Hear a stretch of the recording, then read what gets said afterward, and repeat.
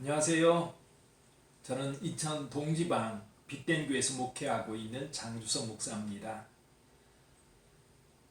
저는 1982년에 신학과에 입학했으니까 벌써 40여 년 가까이 되었네요. 어찌하다 보니까 이렇게 많은 시간이 흘렀습니다. 오늘 이 시간 여러분 앞에 서서 함께 나눌 주제는 사명과 진로입니다. 여러분 혹시 이런 질문 받아보셨습니까? 신학교에 왜 갔습니까? 라는 질문입니다. 아마도 이 질문을 하는 분들은 하나님의 특별한 부름이 있어 신학과에 갔나 보다 이런 생각을 가지고 질문하는 것 같습니다. 근데 보통 사람들에게는 경험할 수 없는 하나님의 경험, 하나님 경험이 특별하게 있어서 신학교에 간 것은 아닌가 그런 거지요. 근데 사실 나도 이런 질문 많이 받았는데요. 질문을 받을 때마다 대답하기가 좀 궁색했습니다. 근데 지금도 마찬가지고요. 그렇다고 해서 하나님의 부름이 없었던 건 아닙니다. 분명한 부름이 있었어요. 근데 꼭 자세하게 설명하기가 좀 그랬어요. 한번 이분들을 한번 살펴볼까요? 어거스틴, 여러분 교부 중에 교부입니다. 이 어거스틴이라고 하는 분, 이분이 쓴 책 가운데 고백록이라고 하는 책이 있습니다. 이 고백록은 자신이 방황하던 시절을 보내고 밀라노의 대주교였던 암브로시우스의 설교를 들으며 회심하게 됐지요. 그때까지의 과정을 쭉 자기 자전적으로 쓴 책이 바로 이 고백록입니다. 네, 20세기의 고백록이라고 불리는 책이 있습니다. 토마스 머튼이라고 하는 사람이 썼는데요. 이분이 쓴 7층산이라고 하는 책이 있습니다. 이분도 어렸을 때부터 그리고 겟세마네 수도원에 들어가기까지, 물론 이분도 처음에는 예수님을 믿지 않았습니다. 그런데 하나님의 부름을 받고 그리고 결심하고 수도원에 들어가 평생 하나님과 동행하는 삶을 살지요. 이분들은 분명 하나님의 부름을 받았습니다. 근데 고백록을 읽다 보면 이 모세나 사도 바울 같은 그런 경험은 아닙니다. 분명히 마음속에 울려오는 그런 하나님의 부름을 받았고 그리고 그 부름에 응답하여 주의 종의 길을 걷게 되었던 거지요. 오늘 저와 여러분들이 함께 나눌 이 부름에 대한 말씀 같이 한번 생각해 보기로 합니다. 우선 하나님의 부르심은요, 첫째로 하나님의 자녀로의 부르심이 있습니다. 처음 부르는 거지요. 그리고 두 번째 부름은 사역으로의 부름입니다. 또 한 가지 우리가 더 한 걸음 나간다면 이 사역 가운데 특별히 신학생들에게는 목회자라고 하는 그런 부름이 있습니다. 물론 여러분들 가운데 목회자가 아닌 다른 사역을 위해서 부름받은 자들도 있을 겁니다. 근데 대개는 아마 신학과에 입학하면서 목회라고 하는 것을 생각하면서 입학을 했을 겁니다. 자, 하나님의 부르심에 대한 여러분의 고백은 무엇입니까? 물론 사건적으로 분명하게 설명할 수는 없지만 그럼에도 불구하고 하나님께서 여러분을 부르셨다라고 하는 확신을 가지고 계십니까? 자, 그렇다면 하나님의 부르심과 사명에 대해서 함께 나누어 보려고 하는데요. 하나님의 처음 부르심은 하나님의 자녀로의 부름. 근데 이 자녀로의 부름은 하나님과의 관계성을 위한 부름입니다. 그래서 이 관계성을 통해서 하나님은 우리에게 기대하는 것이 있어요. 그게 뭐냐면 인격적 성숙입니다. 그러니까 예수님을 믿어 하나님의 자녀가 되면 그 자녀의 관계성만이 아니라 그 관계성 안에서 인격적 성숙이 이루어지게 되는 거지요. 그래서 인격적 변화가 만들어지게 되고 예수님을 닮아가는 사람으로 성장하게 됩니다. 또 하나의 부름이 있는데 아까도 말씀드렸던 것처럼 사역으로의 부름입니다. 이 사역으로의 부름은 하나님의 목적을 성취하기 위한 부름입니다. 오스기니스 목사님이 쓴 책이 한 권 있습니다. 우리 오스기니스 목사님 얼마 전에 우리나라에 방문하셨었지요. 이분이 쓴 소명이라고 하는 책입니다. 여러분 꼭 읽어보시길 바랍니다. 이 소명을 오스기니스 목사님 이렇게 정의를 합니다. 소명이란 하나님이 그분께로 부르셨기에 우리의 존재 전체, 우리의 소유 전체가 특별한 헌신과 역동성으로 그분의 소원에 응답하여 그분을 섬기는 데 투자된다는 진리이다.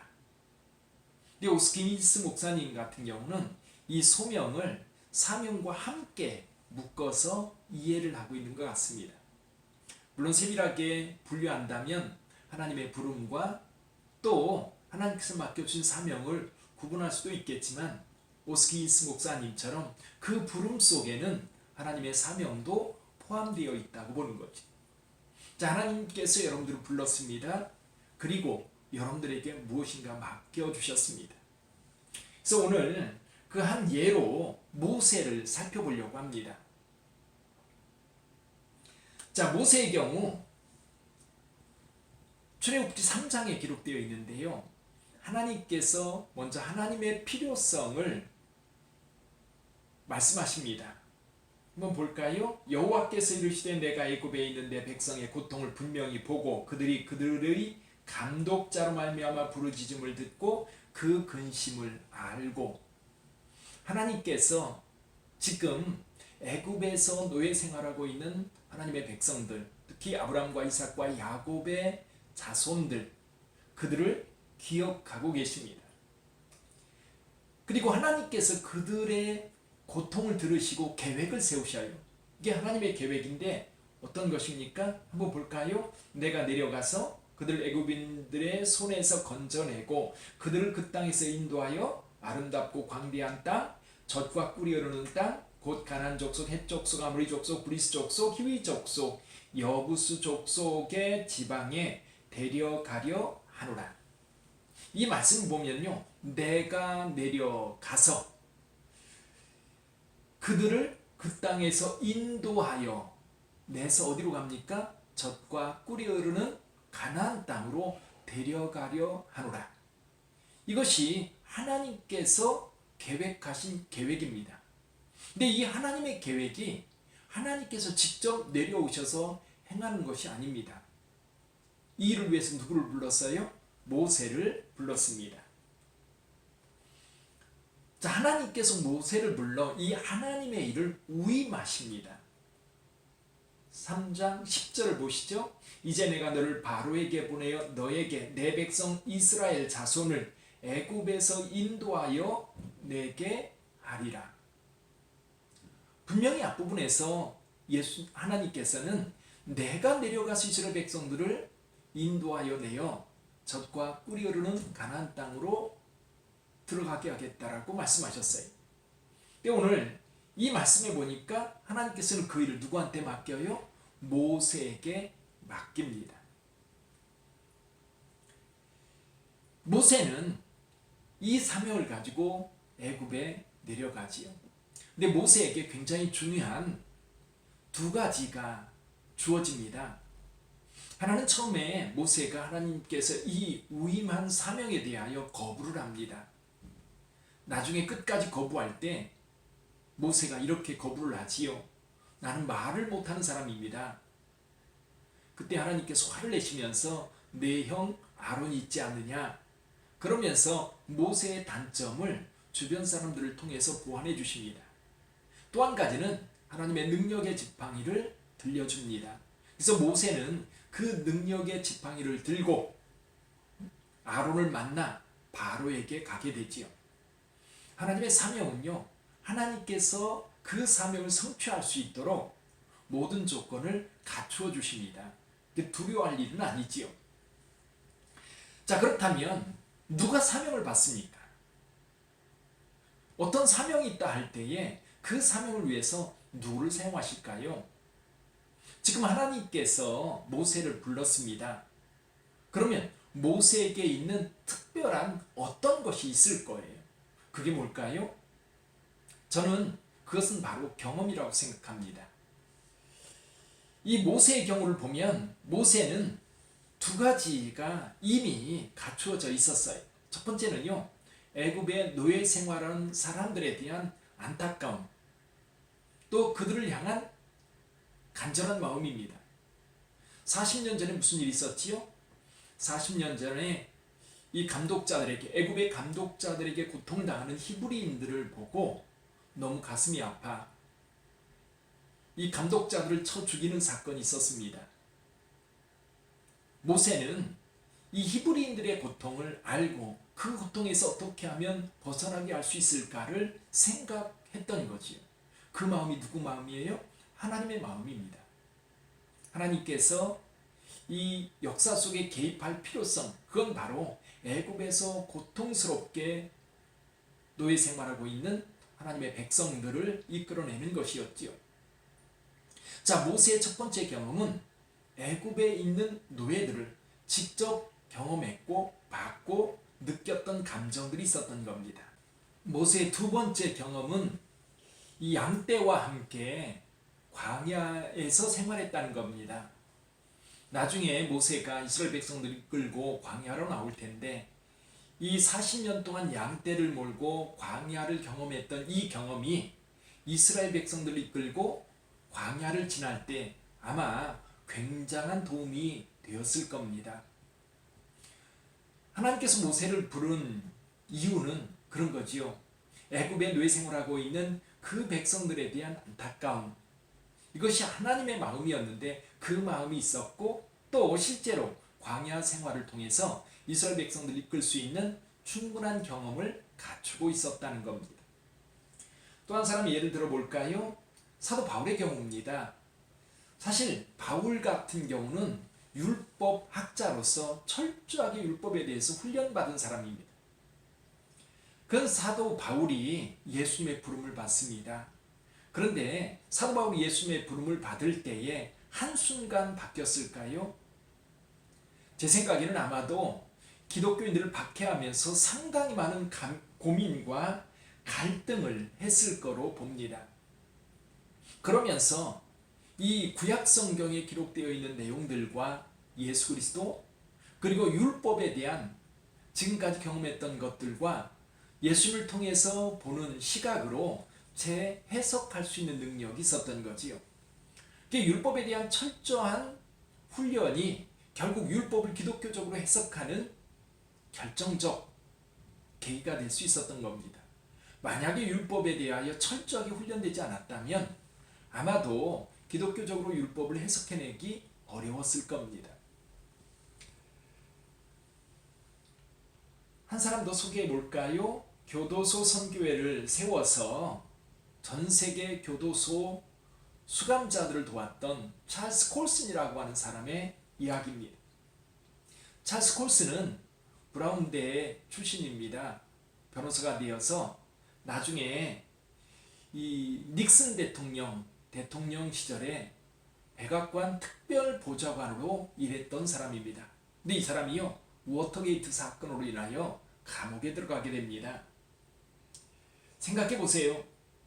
이 백악관 특별보좌관으로 있다가 수감되어서 교도소에서 6개월 정도 수감 생활을 하게 되는데 그때 아마도 인생에 대한 굉장히 어렵고 고통스러운 경험을 했을 겁니다. 근데 이분이 출소 후에 예수님을 영접하게 돼요. 예수님을 믿고 난 다음에 이분이 교도소 선교회를 설립하게 됐는데 그 이유가 뭐냐면 교도소에 6개월 동안 수감되어 있는 동안 거기에 죄수들을 만나면서 경험한 것이 있었습니다. 그게 뭐냐면 법을 몰라서 그리고 그들을 도와줄 사람이 없어서 억울하게 수감 생활하고 있는 사람들이 정말 많았던 겁니다. 그리고 도움이 필요한 사람들이 정말 많았던 겁니다. 그때 그 경험이 사실 찰스 콜슨이라고 하는 사람의 사명을 이끌어내는 결정적 계기가 되었던 거예요. 그래서 그분은 전 세계 교도소 선교회를 세워서 많은 사람들을 돕게 되지요. 그리고 이분이 쓴 책 가운데 백악관에서 감옥까지 또는 이것이 교회다, 이것이 인생이다, 러빙 갓 이런 책들을 통해서 많은 기독교인들의 신앙을 일깨우고 그리고 사명으로 살도록 인도해 주었던 겁니다.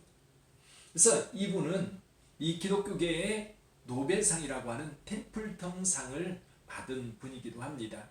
우리나라에도 템플턴 상을 받은 분이 계시죠. 한경진 목사님이 그 상을 받으셨습니다. 이분입니다.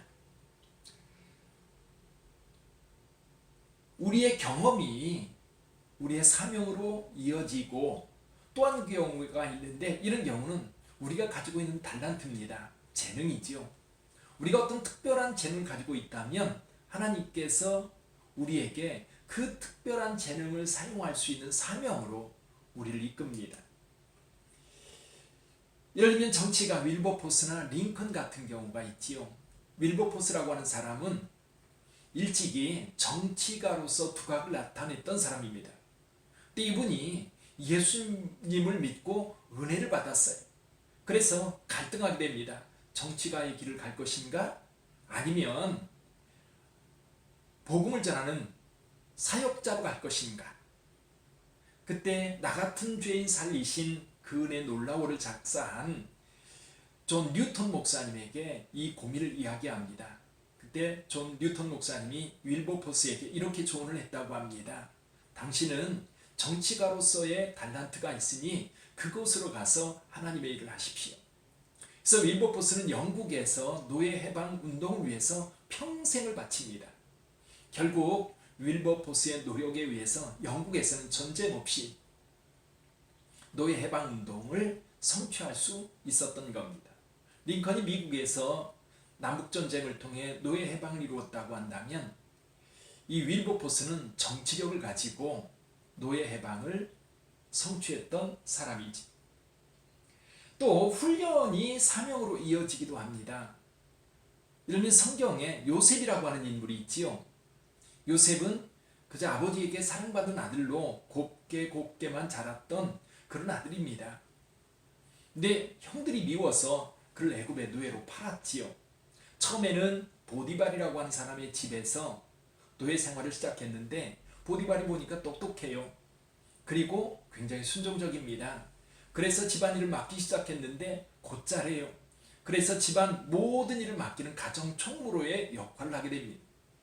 그러다가 누명을 쓰고 감옥에 갇히게 됩니다. 감옥에 갇혀 있으면서도 감옥의 모든 행정을 담당하는 그런 사람이 됩니다. 결국 이 요셉은 이 보디발의 집의 가정 총무, 또 교도소라고 하는 국가기관 속의 행정을 담당하면서 훈련받은 그것이 결국 애굽이라고 하는 큰 나라의 행정을 담당하는 총리가 될 수 있었던 겁니다.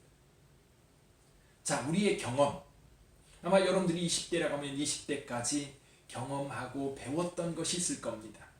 또 선천적으로 하나님께로부터 받은 달란트도 있을 겁니다. 그리고 여러분들이 뭔가 관심이 있어서 그곳에 특별히 훈련받은 분도 계실 거예요. 아마도 이런 것들이 여러분에게 사명으로 이어질 겁니다. 우리 하나님께서 필요로 하는 곳, 하나님께서 마음을 두신 그곳에 아마도 여러분들을 이끌어 가시려고 할 겁니다. 그리고 여러분들을 통해서 그 하나님의 뜻이 성취되기를 우리 하나님은 간절히 바라고 계실 거예요.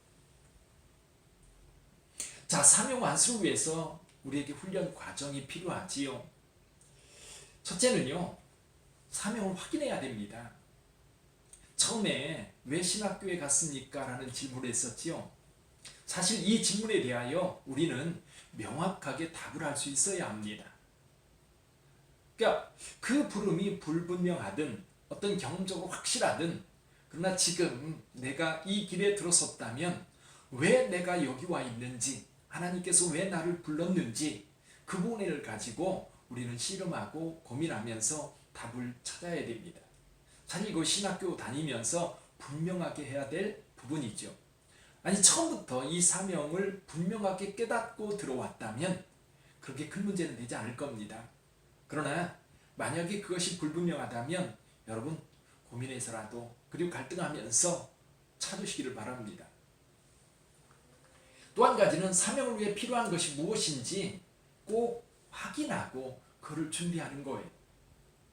그래서 필요한 것을 배우고 훈련하고 구하면 하나님께서 귀하게 쓰십니다.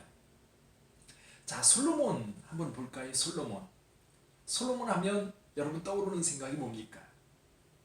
두 가지가 있다고 생각해. 하나는 지혜, 또 하나는 영화. 그렇죠. 솔로몬만큼 부귀영화를 누린 왕들이 없다고 합니다. 그만큼 부귀영화를 누렸던 왕 솔로몬.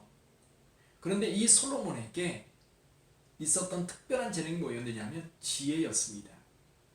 근데 솔로몬이 지혜를 어떻게 얻게 되지요? 솔로몬이 왕이 된 이후에 하나님 앞에 1000번제를 드립니다. 1000번제를 다 드리고 나서 잠을 잤는데 꿈속에서 하나님께서 나타나셔서 솔로몬에게 말씀하십니다. 내가 내게 무엇을 해주랴? 그때 솔로몬이 여러분 지체하지 않고 하나님께 답했던 것이 있습니다. 나는 왕이 되었지만 아직 어린아이입니다. 이 큰 백성들을 어떻게 재판해야 될지 알지 못합니다. 그러므로 제게 지혜를 주십시오. 근데 이렇게 구한 것을 우리 하나님이요 너무너무 기뻐하십니다. 그래서 지혜를 줄 뿐만 아니라 부와 영화도, 그리고 모든 사람들에게 뛰어난 그런 능력을 솔로몬에게 주시죠. 그래서 저는 이런 생각을 해봤습니다. 왜 하나님께서 솔로몬이 지혜를 구한 것에 대하여 기뻐하셨을까? 여러분 생각은 어떠세요? 왜 하나님께서 솔로몬이 지혜를 구한 것을 기뻐하시고 지혜뿐만 아니라 다른 것까지도 많이 주셨을까요? 여러분들도 아마 공부 열심히 하려고 애쓸 때에 하나님께 기도했을 겁니다. 하나님, 저에게도 솔로몬의 지혜를 주십시오. 그래서 하나님께서 주셨습니까? 제가 생각할 때는 여러분 모두에게 지혜의 은사를 주신 것 같아요.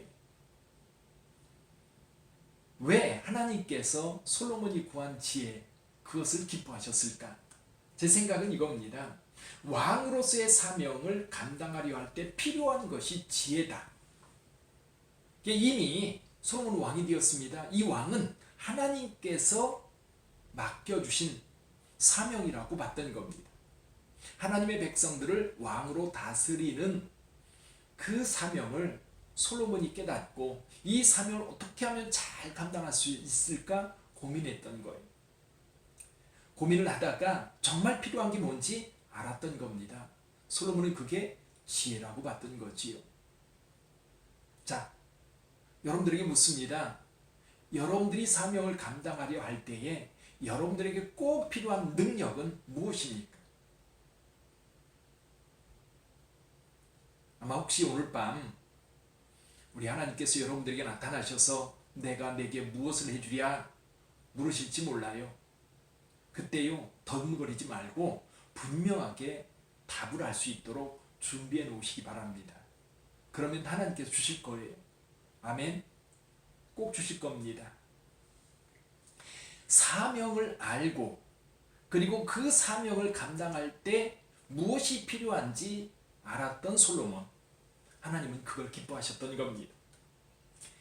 그래서 솔로몬이 지혜를 구할 때 하나님께서 기뻐하셨던 이유가 바로 사명과 연결되어 있기 때문입니다.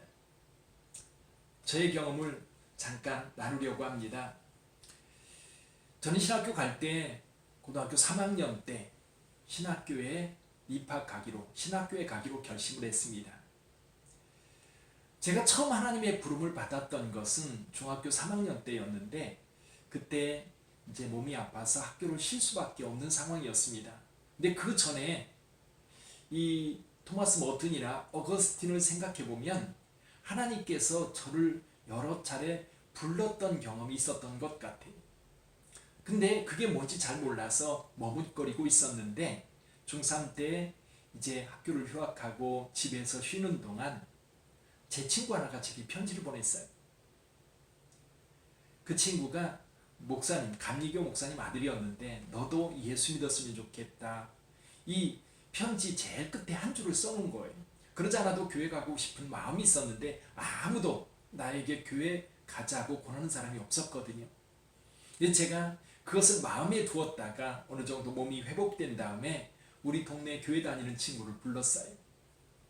야, 나 좀 데리고 교회를 가라. 근데 그 친구가 주일날 아침에 일찍 왔더라고요. 그래서 처음 교회를 다니기 시작했습니다. 하나님의 부름이 있었던 거지요. 그리고 두 번째 부름이 바로 신학교 가게 되었던 계기입니다. 이 홍성성결교회에서 제가 고등학교 다닐 때 다녔는데 여름이면 사명자 성회라는 성회를 했습니다. 전국의 목회자들을 초청해서 목회자들에게 숙식을 제공하면서 부흥회를 하는 것이었습니다.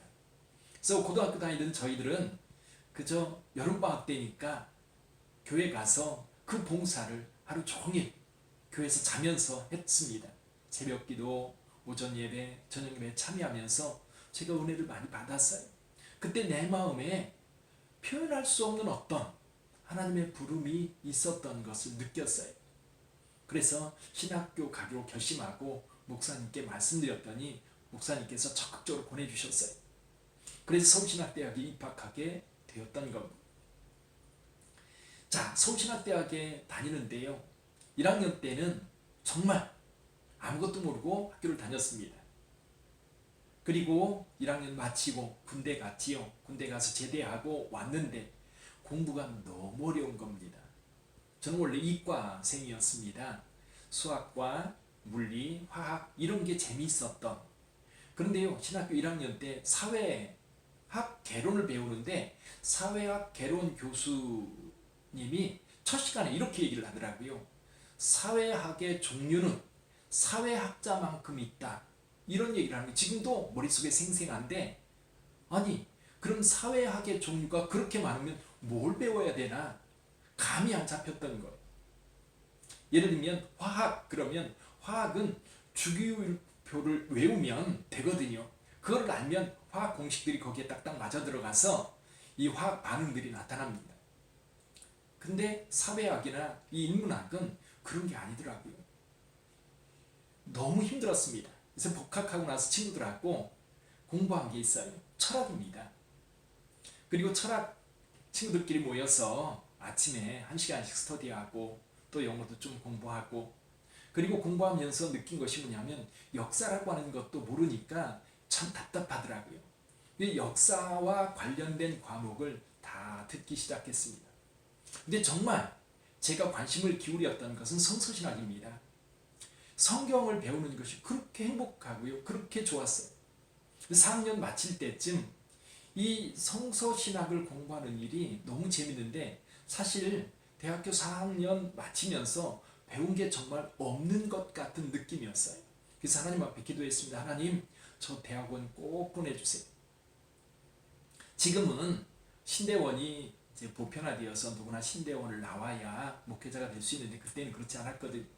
그래서 이 본대학원에 성서신학과를 지원해서 성서신학부에 들어가게 됐습니다. 그리고 2년 동안 성서신학을 공부하는데 정말 재미있게 행복하게 공부했습니다. 그리고 나서 좀 성경에 대한 궁금증들이 너무 많아지니까 이스라엘에 가보고 싶은 거예요. 또 공부도 공부지만 성경의 배경이 되고 있는 이스라엘 땅, 그리고 예수님께서 걸었던 그 땅, 예수님께서 새벽에 산에 올라가 기도하실 때 느꼈던 그 느낌, 거기에 공중에 나는 새를 보라, 들에 핀 백합화를 보라, 이런 말씀들을 현장에 가서 느끼고 보고 싶은 거예요. 그래서 1991년에 이 텔 이즈라엘 성서 고고학 발굴이 이루어지고 있었는데 거기에 참여하게 되었던 겁니다. 그리고 돌아와서 이스라엘 가고 싶은 간절한 마음에 준비하고 있었는데 다시 한번 큰 어떤 질병이 생겨서 수술하여 1년 동안 고생 많이 했지요. 그리고 나서 하나님의 또 다른 부름을 그때 느꼈습니다. 그게 뭐냐면 목회자로서의 부름이에요. 하나님의 부름을 이렇게 보면 늘 인생의 변곡점에서 이루어지는 것 같아요. 하나님의 부름은 내가 생각했던 방향이 아닌 하나님이 원하는 방향으로 나를 불러 드리는 거였어요. 그래서 그 부름에 응답할 때 하나님과 동행하게 되고 하나님의 목적을 위해서 내 삶을 드리게 되었던 거지. 저는 신학교 다니면서 성서신학, 그리고 철학, 그리고 설교학, 그리고 교회론에 대한 관심을 가지고 공부를 했었습니다. 그때는 신학을 공부하면서 이것은 꼭 공부해야 되겠다라는 생각을 가지고 있었어요. 내가 받은 사명, 즉 목회라고 하는 부분에 대하여 준비했던 건 아닙니다. 생각해보면 너무 늦었어요. 오히려 지금 여러분들이 분명한 사명, 예를 들면 목회자면 목회자, 선교사면 선교사, 어떤 방향성이 명확하게 정해졌다면 그 부분을 위해서 온전히 준비하는 거예요. 필요한 것이 뭔지, 그리고 그 분야에서 탁월한 능력을 발휘하고 있는 분들이 어떤 분들이 있는지, 그리고 쫓아가서 배우는 겁니다. 또 학교 다니면서도 학문적 깊이를 좀 경험하며 가는 거지요. 그래서 저는 이런 철학 역사에 대한 관심, 성서신학에 대한 열정, 선교와 교회론, 이런 것들이 내가 신학교 다니면서 관심을 가지고 공부했던 분야입니다. 근데 이런 것들이 사실 목회 현장에서 정말 필요한 거였고 정말 후회 없이 그때 공부했구나, 그런 생각이 듭니다. 자, 몇 가지 한번 생각해 볼까요? 교회를 섬기는 목회자로 부름받았다면 여러분들이 준비할 것은 무엇일까요? 물론 첫째는 저는 성경에 능통한 자가 되어야 된다고 봐요. 에스라 같은 경우 학자라는 말을 씁니다. 학자. 에스라는 제사장이면서 학자였어요. 근데 무엇의 학자였느냐면 성경에 능통한 자였거든요. 그리고 학문적 깊이와 넓이를 이 신학교 다닐 때 충분하게 갖추어야 돼요. 사실 지금 다시 신학교에 다닌다면 제가 다닐 때만큼 더 열심히 할 자신은 없습니다. 그런데 생각해보면 밤새워서라도 학문적 깊이에 좀 도달하고 싶은 그런 마음은 있습니다. 또 한 가지는 여러분만의 주특기를 준비하라는 겁니다. 예를 들면 찬양이면 찬양, 성경 공부면 성경 공부, 제자 훈련, 전도, 상담, 행정, 디스플레이, 어린이 전도, 학생, 청년 등 전문가가 필요합니다. 저는 가끔 그런 생각을 해요.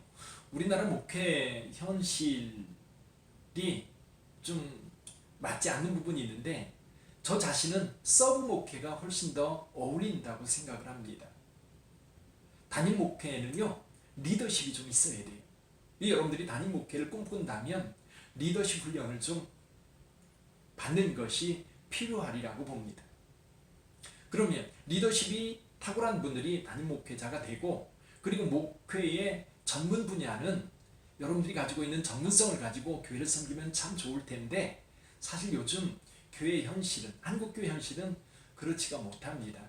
아마도 앞으로는 전문적인 목회 영역에 어떤 툴을 가지고 있는 분들이, 스킬을 가지고 있는 분들이 아마 각광받게 될 겁니다. 우리 교단에 임종수 목사님이라고 하는 분이 계십니다. 70년대 말 80년대 초 어린이 전도협회라고 하는 것을 만들어 가지고 어린이 전도에 힘썼던 분이죠. 지금 상계동에 꽃동산교회라고 있는데 그 교회 김종준 목사님, 임종수 목사님 훨씬 더 선배죠. 그래서 임종수 목사님, 또 김종준 목사님, 이런 분들이 모여서 어린이 전도협회를 만들어서 80년대 90년대 어린이 전도에 얼마나 힘썼는지 몰라요. 어떤 분들은 청소년 전문가가 있기도 하고요, 문화사역의 전문가. 어떤 목사님 그러시더라고요. 자기는 여전도에 부흥시키는 거는 자신 있다. 그래요. 나름대로 여러분들이 가지고 있는 그 능력이 어떤 한 분야에 아주 탁월한 능력을 발휘하는 것, 정말 중요하다고 봅니다. 자, 선교사로 부름을 받았다면 그 나라 언어 문화를 배우는 건 당연하고요. 그리고 그 나라 국민이 되어서 그 나라의 뼈를 묻을 생각으로 준비하면 좋을 거예요. 우리나라에도 선교사로 왔던 많은 분들, 우리나라에 와서 목숨을 바쳐 사역을 했던 분들을 생각해 보면 이제 우리도 세계에 나가서 선교사로서 그 나라 국민과 함께하는 그 나라 국민이 되어야 되지 않을까 하는 생각도 해봅니다. 만약에 특수사역으로 부름받았다면 하나님의 부르심에 대한 확신을 분명하게 갖고요, 먼저 간 사람들을 찾아 함께하고 탁월한 전문가가 되는 거죠. 전 텔레비전 프로 가운데 이런 프로가 있었어요. 세상의 달인들. 그 생활의 달인이라고 하는 김병만이라고 하는 분이 이 달인으로서 굉장히 그 코미디계에서도 유명한 사람이었죠. 그래서 달인을 찾아봤어요. 달인은 학문이나 기회 등 해당 관련 분야에 통달하여 남달리 뛰어난 역량을 가진 사람을 뜻한다. 근데 이제 목회를 준비하는 저희들도 이 목회 관련해서 달인이 되어야 되는데 어떤 분야는 달인이 되어야 될 줄 믿습니다. 예를 들면 성경에, 또 어떤 분은 전도에, 어떤 분들은 성경을 가르치는 일에, 어떤 분은 설교에, 즉 달인이 되는 거지. 영상 하나 볼까요? 오래 날리기 기종을 이용해서 이제 높게 떠올린 다음에 이 비행기가 선의 비행을 하다가 이제 너무 골대에 들어가는 장면을 연출해 보려고 합니다. 아, 이게 빙글빙글 돌다가요? 예. 바로 넣는 것이 아니라 한참 돌다가 넣겠다는 초고난도 미션. 굉장히 어려운 미션이 될 것 같습니다. 예. 근데 한번 시도해 보겠습니다. 저번 방송에서 한번 선보인 적 있는 오래 날리기 자세로 무릎 꿇고 쏴! 수직으로 올라간 달인의 비행기가 천장에 닿을 듯 솟구쳐서 빙빙 돌다가 내려가는데 오! 설마 진짜 들어갔어! 와! 좋은 장면은 다시 한 번 더! 하늘 높이 이륙한 달인의 종이 비행기 골대 근처에서 한 바퀴 돌고 두 바퀴째 내려오면서 자석이라도 달린 것처럼 골대 안으로 쏙 들어갔죠. 여러분, 저는 가끔 달인 프로그램을 보면서 야, 대단하다. 그쪽 분야에 정말 전문성을 가지고 탁월한 능력을 발휘하는 분들 달인이라고 그러지요. 아마 여러분들도 달인 수준을 뛰어넘어야 된다고 봅니다. 저는 이렇게 생각해요. 사명은 달인을 뛰어넘습니다.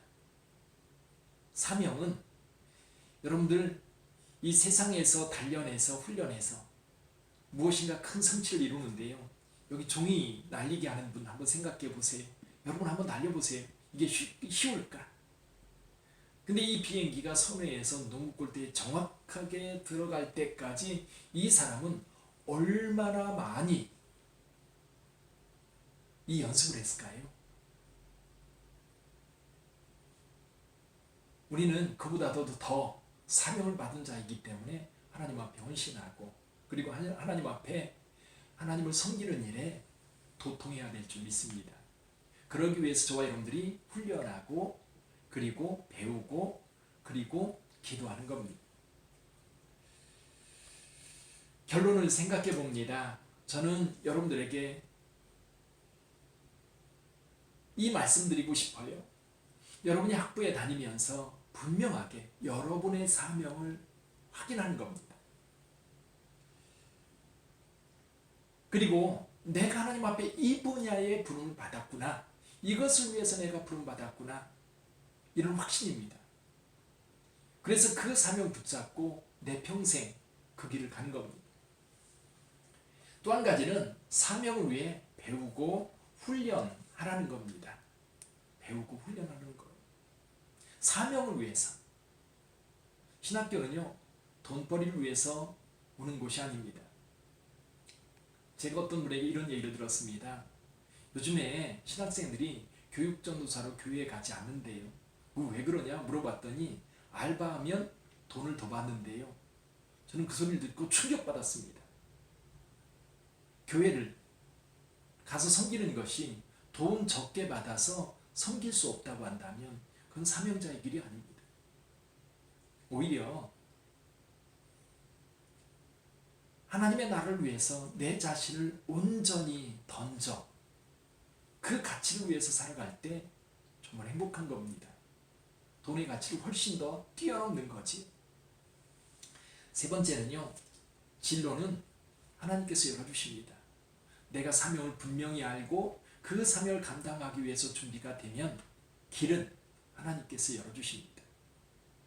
하나님께서 이 강의를 들은 우리 신학과 학생들, 우리 하나님께서 여러분들을 축복하시고 여러분들의 길에 항상 동행하면서 여러분들을 지켜주시고 여러분을 통해서 하나님께서 크게 영광 받으실 줄 믿습니다. 감사합니다.